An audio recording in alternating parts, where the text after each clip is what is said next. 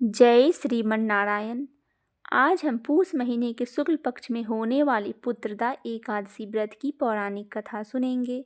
धर्मराज युधिष्ठिर कहने लगे कि हे भगवान, आपने पूस कृष्ण पक्ष की अर्थात सफला एकादशी का महात्म्य बताकर बड़ी कृपा की है। अब आप कृपा करके मुझे पूस महीने के शुक्ल पक्ष की एकादशी के विषय में भी बतलाइए। इस एकादशी का क्या नाम है तथा इसके व्रत का विधान क्या है, इसकी विधि क्या है, इसका व्रत करने से किस फल की प्राप्ति होती है और उसमें कौन से देवता का पूजन किया जाता है।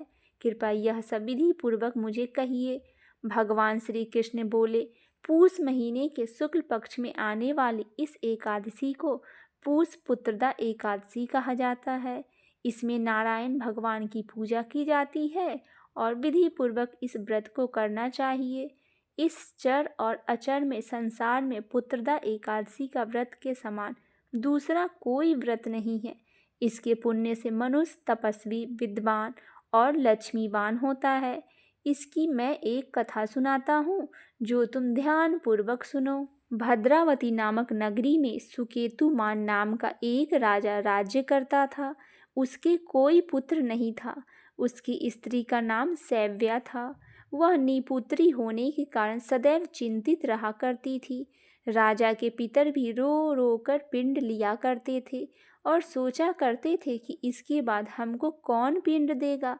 राजा को भाई, बांधव, धन, हाथी, घोड़े, राज्य और मंत्री, इन सब में किसी से भी संतोष नहीं होता था। वह सदैव यही विचार करता था कि मेरे मरने के बाद मुझको कौन पिंड दान करेगा। बिना पुत्र के पितरों और देवताओं का ऋण मैं कैसे चुका सकूंगा। जिस घर में पुत्र ना हो उस घर में सदैव अंधेरा ही रहता है। इसीलिए पुत्र की उत्पत्ति के लिए प्रयत्न करना चाहिए। जिस मनुष्य ने पुत्र का मुख देखा है वह धन्य है। उसको इस लोक में यश और परलोक में शांति मिलती है, अर्थात उनके दोनों लोक सुधर जाते हैं। पूर्व जन्म के कर्म से ही इस जन्म में पुत्र, धन आदि की प्राप्ति होती है। राजा इस प्रकार रात दिन चिंता में लगा रहता था। एक समय तो राजा ने अपने शरीर को त्याग देने का निश्चय किया, परंतु आत्माघात को महान पाप समझकर उसने ऐसा नहीं किया। एक दिन राजा ऐसा ही विचार करता हुआ अपने घोड़े पर चढ़कर वन को चल दिया तथा पक्षियों और वृक्षों को देखने लगा। उसने देखा कि वन में मृग, व्याघ्र, सूअर, सिंह, बंदर, सर्प आदि सब भ्रमण कर रहे थे। हाथी अपने बच्चों और हथनियों के बीच घूम रहा है। इस वन में कहीं तो गीदड़ अपने कर्कश स्वर में बोल रहे हैं, कहीं उल्लू ध्वनि कर रहे हैं। वन के दृश्य को देखकर राजा सोच विचार में लग गया। इसी प्रकार आधा दिन बीत गया। वह सोचने लगा कि मैंने कई यज्ञ किए, ब्राह्मणों को स्वादिष्ट भोजन तृप्त करवाया, फिर भी मुझको दुख प्राप्त क्यों हुआ। राजा प्यास के मारे अत्यंत दुखी हो गया और पानी की तलाश में इधर उधर फिरने लगा। थोड़ी दूर पर राजा ने एक सरोवर देखा। उस सरोवर में कमल खिले थे तथा सारस, हंस, मगरमच्छ आदि विहार कर रहे थे। उस सरोवर के चारों तरफ मुनियों के आश्रम बने हुए थे। उसी समय राजा के दाहिने अंग फड़कने लगे। राजा को शुभ शकुन समझकर घोड़े से उतरकर मुनियों को दंडवत प्रणाम करके बैठ गया। राजा को देखकर मुनियों ने कहा, हे राजन, हम तुमसे अत्यंत प्रसन्न हैं। तुम्हारी क्या इच्छा है सो कहो। राजा ने पूछा, महाराज आप कौन हैं और यहाँ किस लिए आए हैं, कृपया करके बतलाइए। मुनि कहने लगे कि हे राजन, आज संतान देने वाला पुत्रदा एकादशी है।